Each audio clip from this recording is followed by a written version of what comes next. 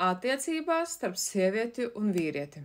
Meli attiecībās ir īstenībā patiesības sagrozīšana, kas rada neusticību un emocionālo plaisu starp sievieti un vīrieti.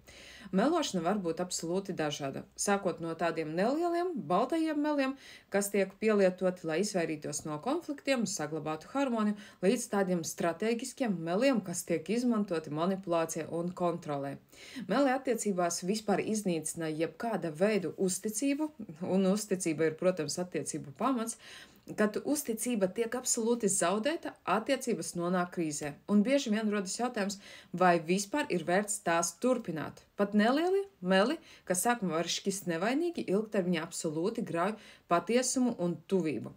Melošana var būt arī noklusēšana, piemēram, slepena ārlaulības sakara slēpšana, kad būtiski vispār maina attiecību pamatus un rada vēl lielāku emocionālo spriedzi.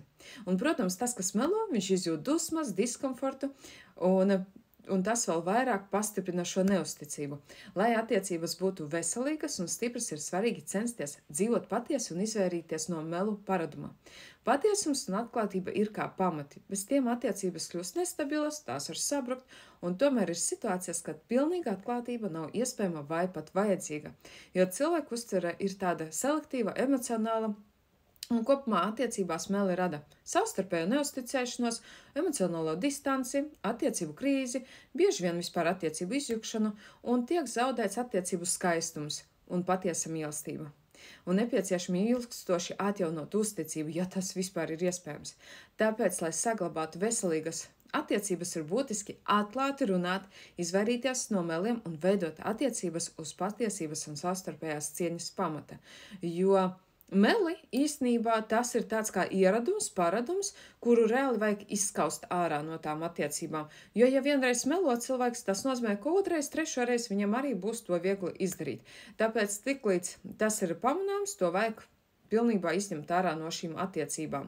Un ja tev attiecībās ir augstums, melošana, klusēšana, konflikti regulāri, domstarpības, nesapratne jau uz tādas kā šķiršanās pamata, droši tad noskaties bezmaksas webināru, kamēr viņš vēl ir pieejams bezmaksas versijā.